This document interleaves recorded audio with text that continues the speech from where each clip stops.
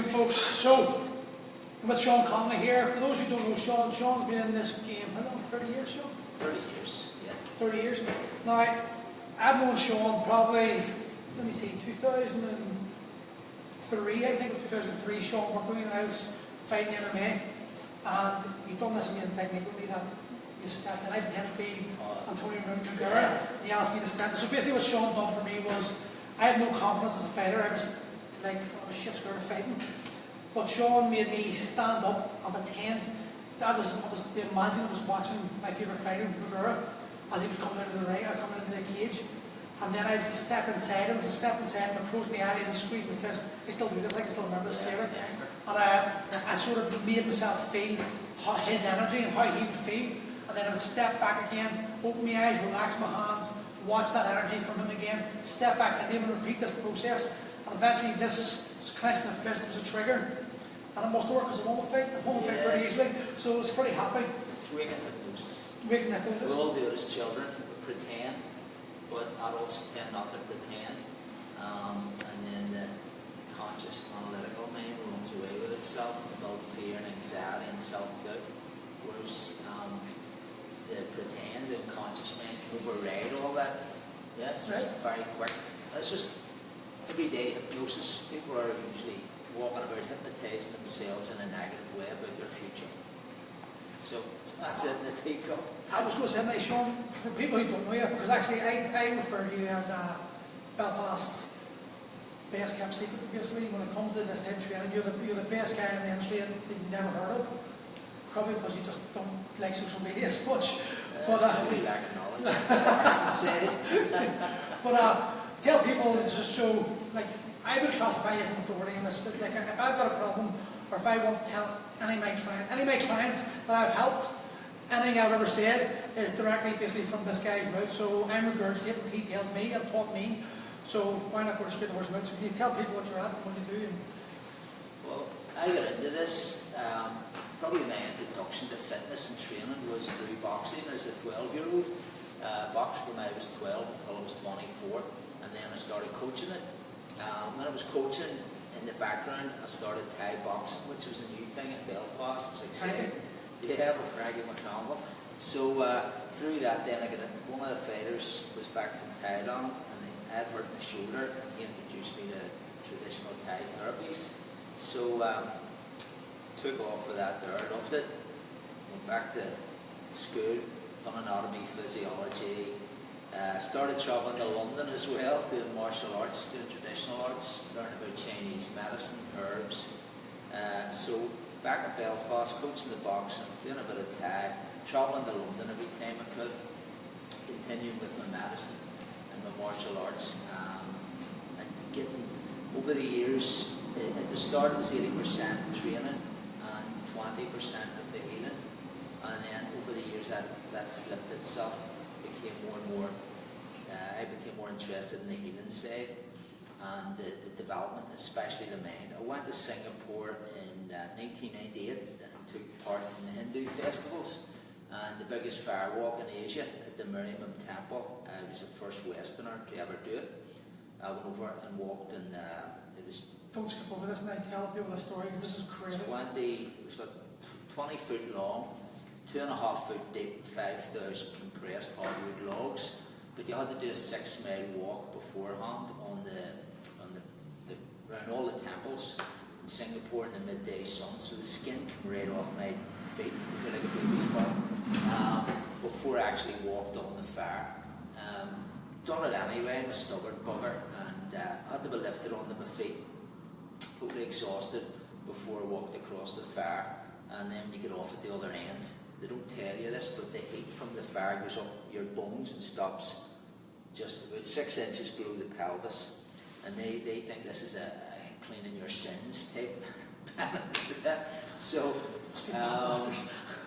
but again, you have to want to do something. I was going through a stage in my own development to see how much pain I could take, and I was always testing myself to make myself harder and try and build this shell around myself, which a lot of people do. Like you said, you were nervous when you were fighting. Most of my clients outside the artistic world where I work with dancers, musicians and actors would be boxers and cage fighters coming for confidence. A lot of them, that's why they're in the sport, is to get confidence in themselves. But a lot of them only relate that confidence to hitting something or hitting somebody. But you need confidence in all aspects of your life. You need to feel confident when you're not doing that.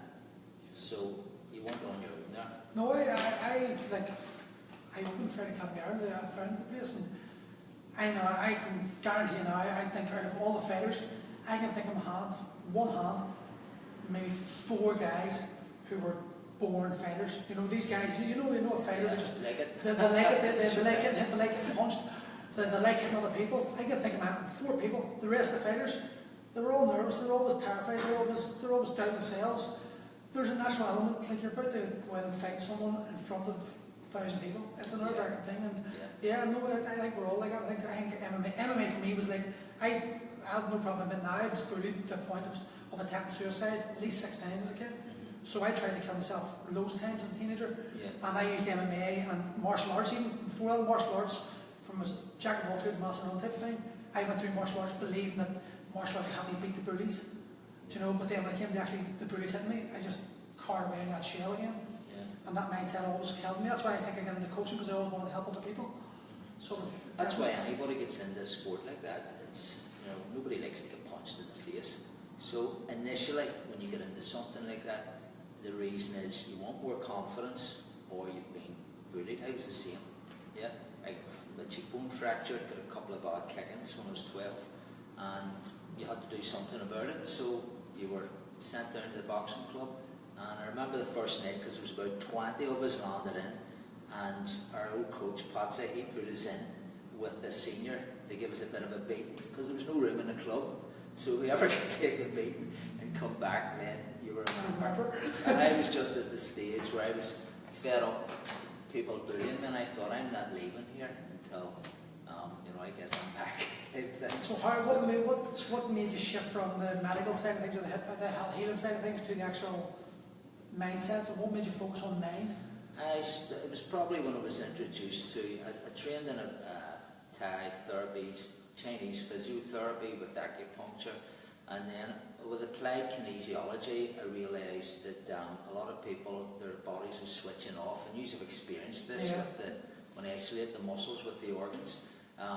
More and more people, especially coming up to competitions, were switching off, and it was all emotional.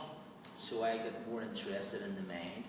And of course in Singapore, a lot of the people I'd done the fire walking with, I got friendly with some of the Indians. I stayed with an Indian family, and these guys were walking on wooden clogs with darning needles through their feet. Now they were intelligent men, a lot of them were high up in the Navy over there, they were engineers and stuff, so it's just their faith, their belief systems. One of them had a holy statue with hooks coming out of his skin, no bleeding, no pain, and they all told you the same thing, you can do this, but it was a mindset.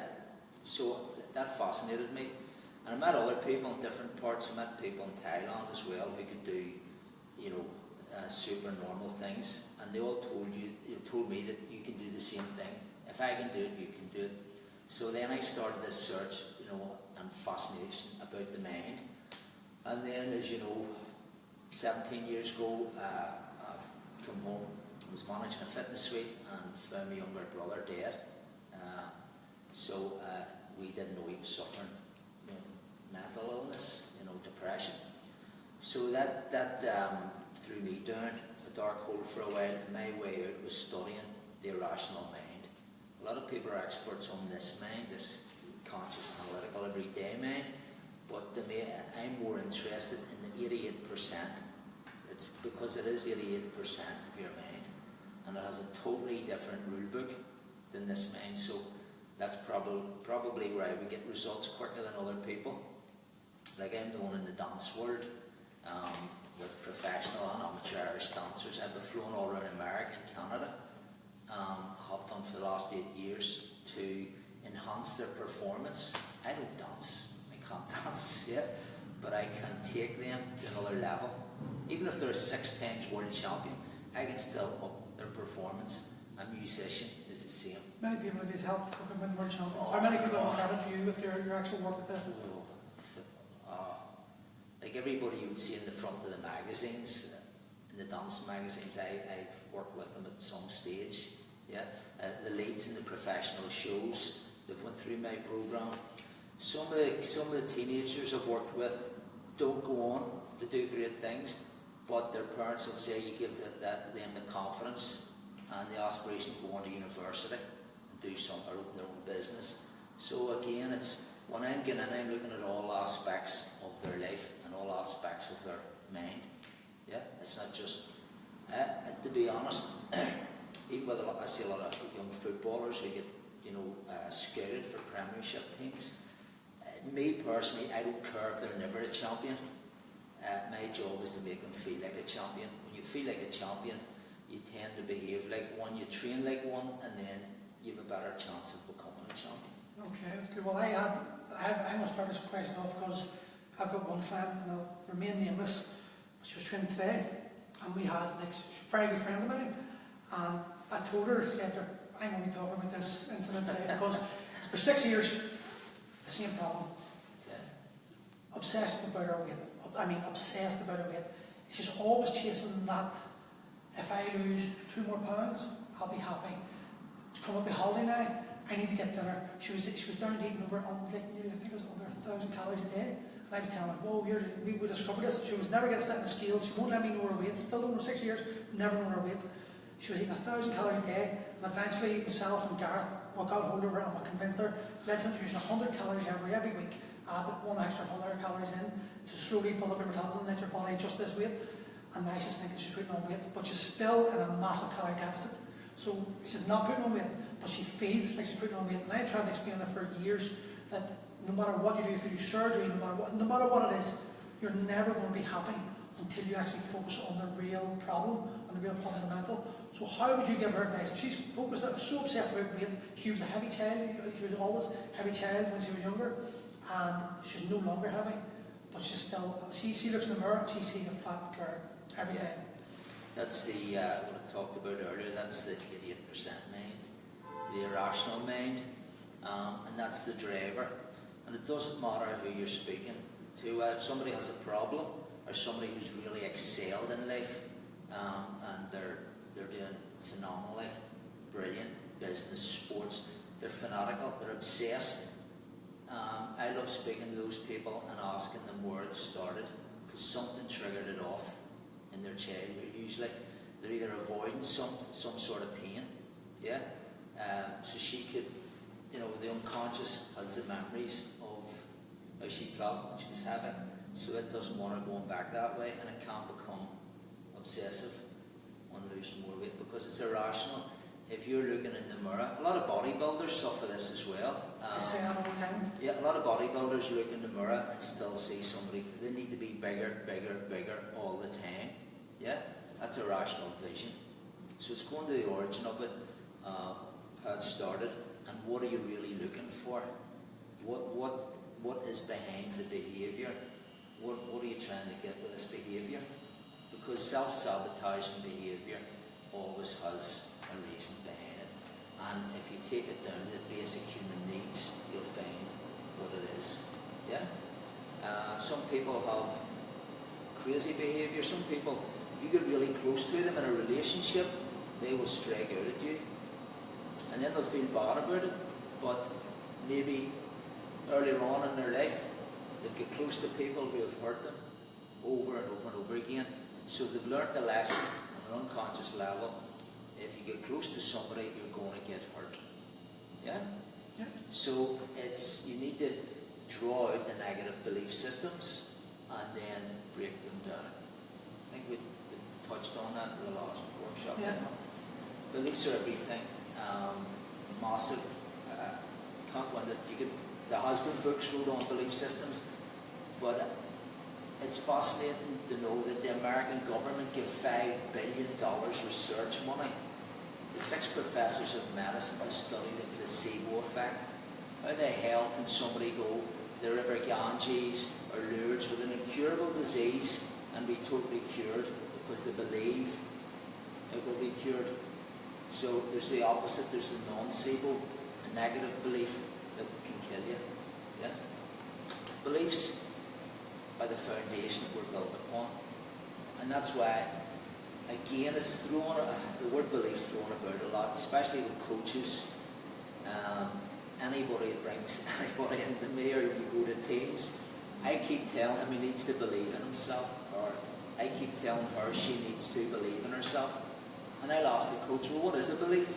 And they'll say, well, you know, a belief, well, what is it? Don't even know. So it's getting down and letting the person understand what a belief is and how you can build that belief in yourself. Because if you want something, anything in life, you have to believe that you're worth having it. Is that belief different for every person, or is there a fundamental? No, a belief's just a feeling. That's all it is. Do you remember we've done the lifting?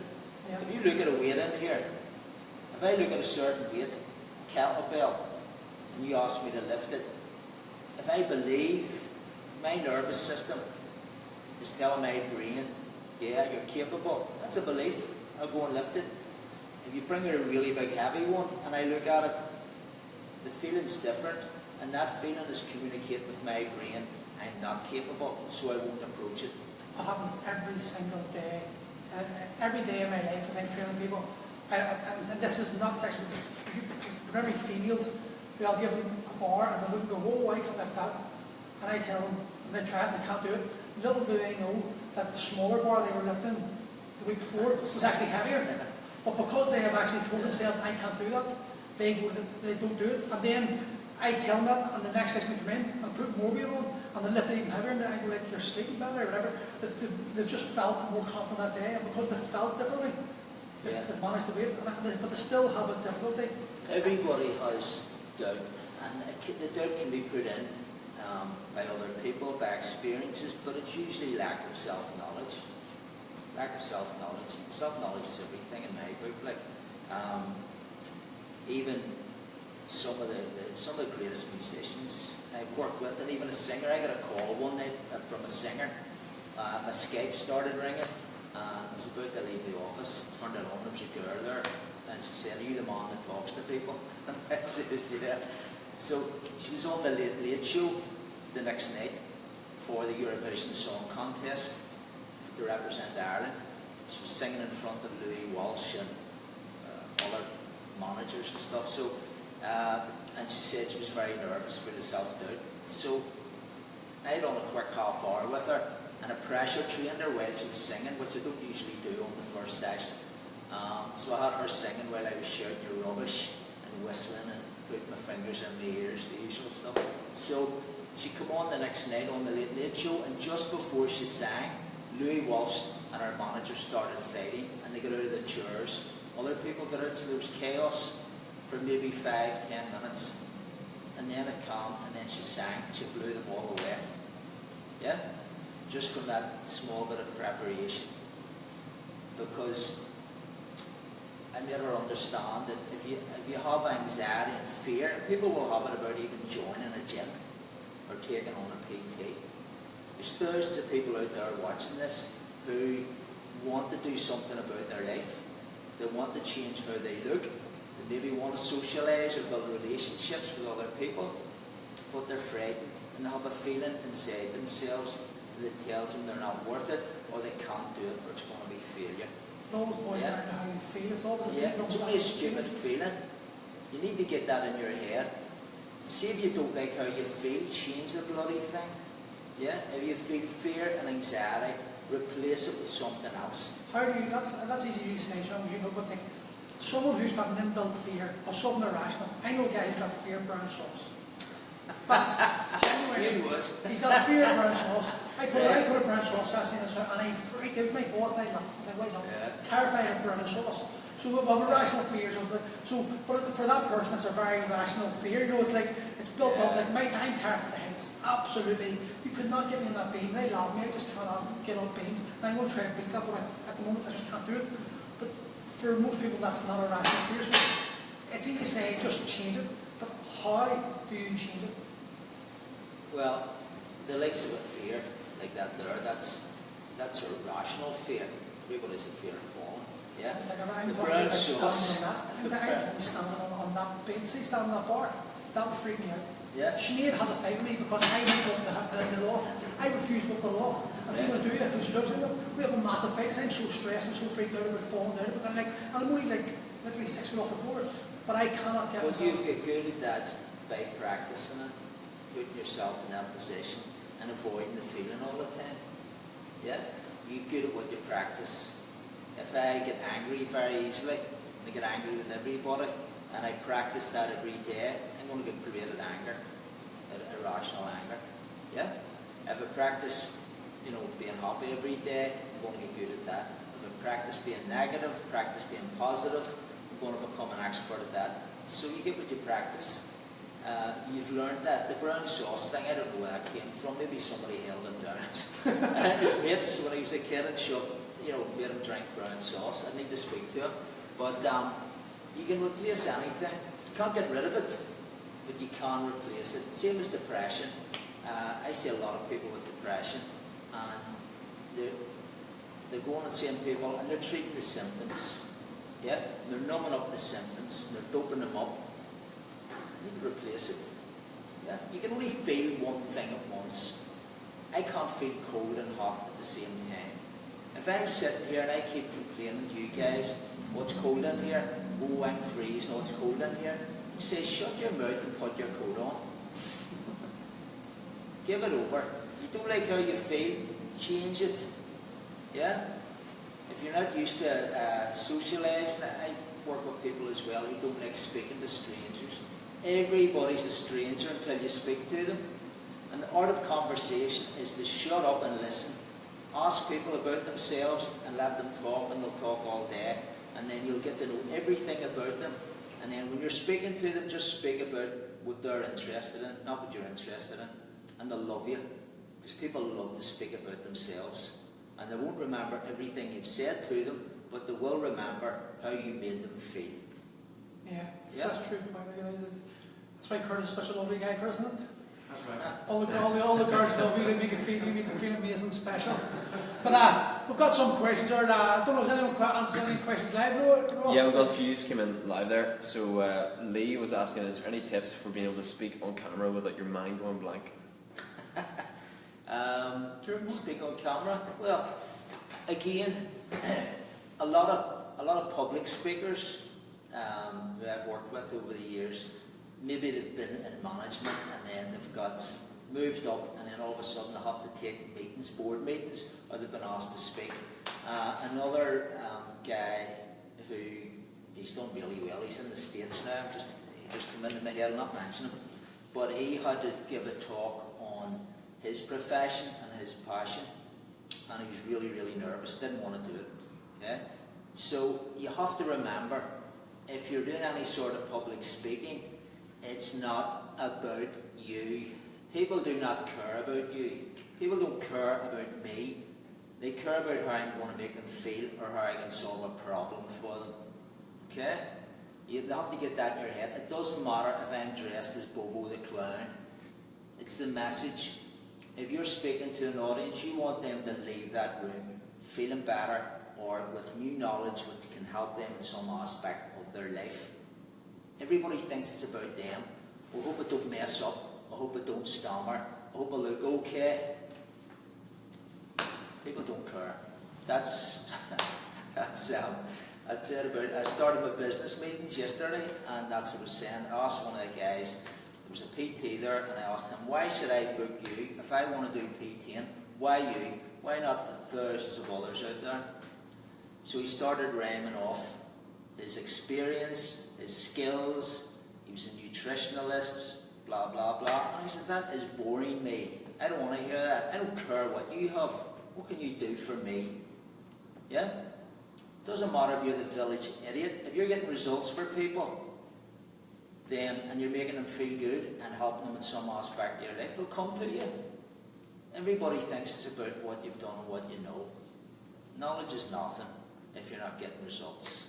Yeah, that's all anybody cares about. You don't go to the B&Q to buy a drill for how the drill looks.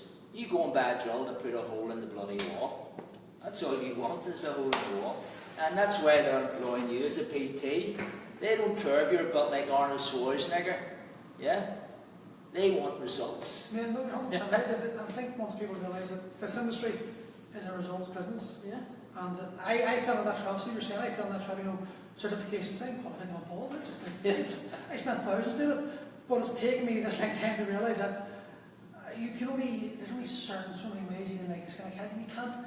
You can only do deadlift so many ways. You don't need all this massive amount of knowledge. You just need basic knowledge and the ability to communicate the message properly to people and make them feel good. People are if they're signing up for you, I don't know what the transformation is, 10, 12 weeks. Somebody's putting their life in your hands for 12 weeks. It's not just about their training. They're here because they want to change something in their life. They want to get rid of some sort of pain or discomfort. You know, even emotionally, maybe people are saying to them about their weight, and they're going on and on about things to them. So they've actually trusted you, and you're going to be spending one-on-one time with that person, so they have to feel comfortable, and they probably become a friend for life.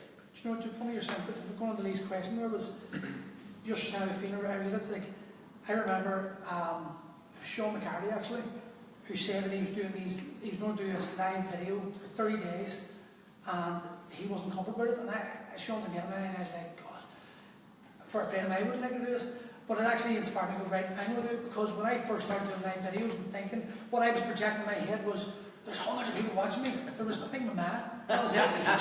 But my perception of it was like, there's going to be people judging me, but everyone judges no matter what. And I just think, and I look back to the first video we've done, and I cringe. But then I look back to the first person I trained, and I cringe.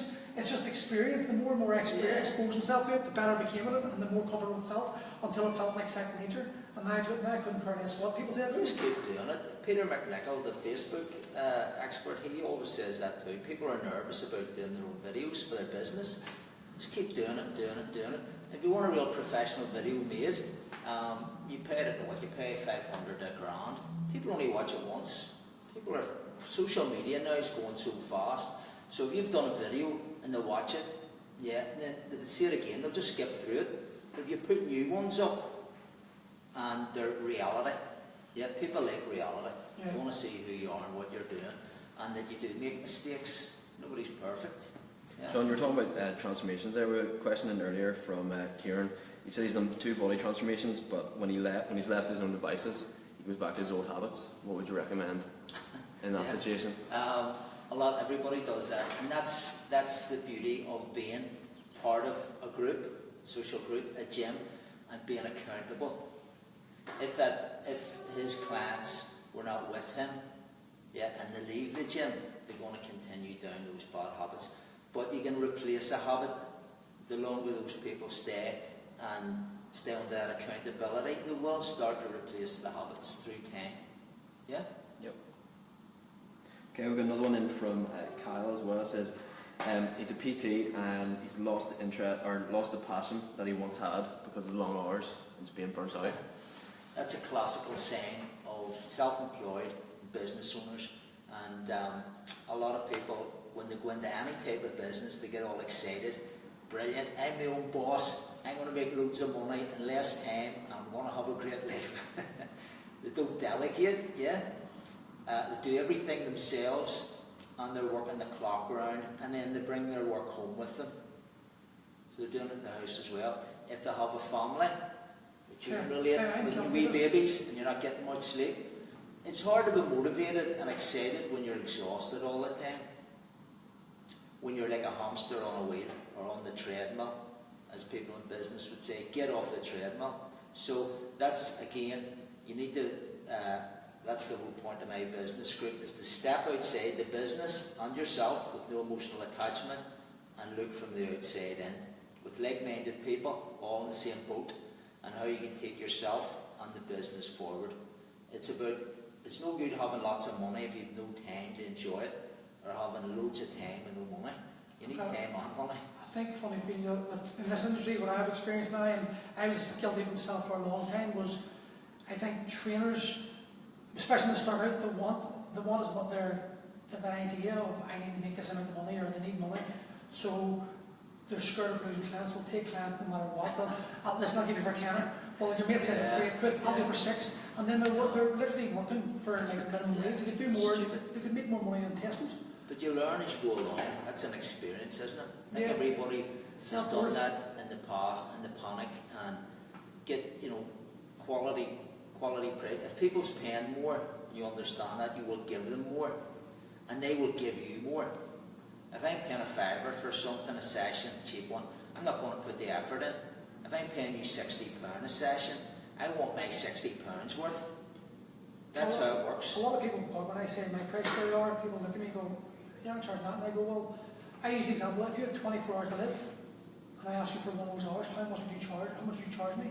And they're like, oh, 10 grand. So I'm like, well, then why? How do you know how long I've got to live? How do I know when I could be spending that 1 hour with my child, my children now? I could send my children, so why shouldn't I charge that? Because if you're going to take 1 hour of my life that I'll never get back, well then, if you want that time, and you want the knowledge that I've spent money on to get, that's my price, and you've got to pay that. Yeah, it's like if you get an engineer in, refrigeration engineer to look at that, it might charge you a couple of £100. If it's a hotel and they have to have it fixed, yeah, I have a friend in London who does it, and he'll charge you what he wants, because if he doesn't fix it, your hotel's shutting down all your meals for the day. So, but they're not paying him for just putting a couple of screws in, they're paying him for his knowledge and his years of training. So the more experienced you are, then the more you have to put a value on yourself and your work. So if you could accumulate all your experience and all your learning over the years and put it in a pack and sell it, how much would it be worth? Yeah. But people want it for, if they want cheap stuff, say go down the road and get it. Yeah. This guy down stands the corner down there, he'll take you run around the block. Yeah, we have another one here from Callum. PT's been in the industry a few years and still find it hard to get his clients to stick to their diet plans. Again, eating, it is comfortable. And a lot of people eat unconsciously. Emotional eating is a big problem. So there's the exercises like we done with the anger, with the chocolate. It's down to how they feel and their relationship with food, which is something a PT should be training in. It was not just about the physical training, it's about the emotional and the nutritional. Your clients are made up mentally, physically and chemically, so you need to have the tools for the physical training, which is health, psychological, to keep them motivated and feeling good about themselves, and the nutritional, and to make that enjoyable.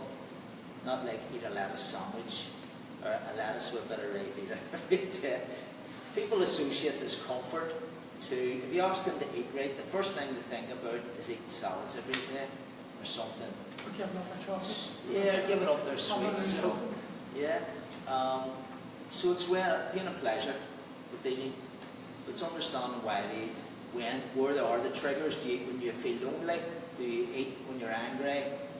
If someone's come into you and said, I can't stop eating chocolate, and I'm depressed because I'm weight, but no matter how much I try, every time I eat chocolate, I feel better. So I was using it as a trigger of happiness for an emotional attachment.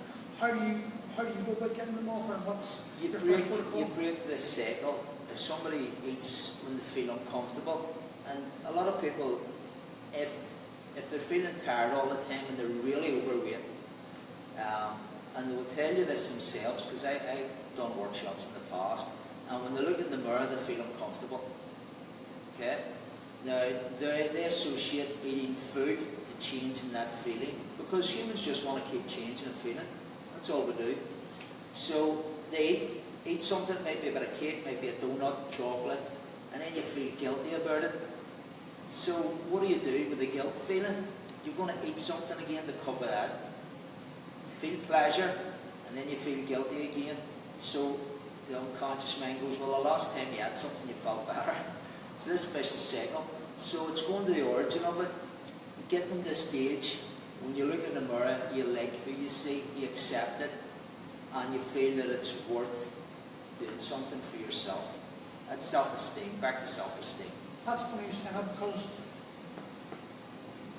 my client was talking earlier, the first question about it was talking about was, like, that's her problem as well, and there's loads of other people, like, you actually ask them to look in the mirror, and just give me, I've seen so many people, tell me 5 things I don't like about you, my eyes, my weight, my bum, my legs, whatever, give me 3 things you think are really good about you.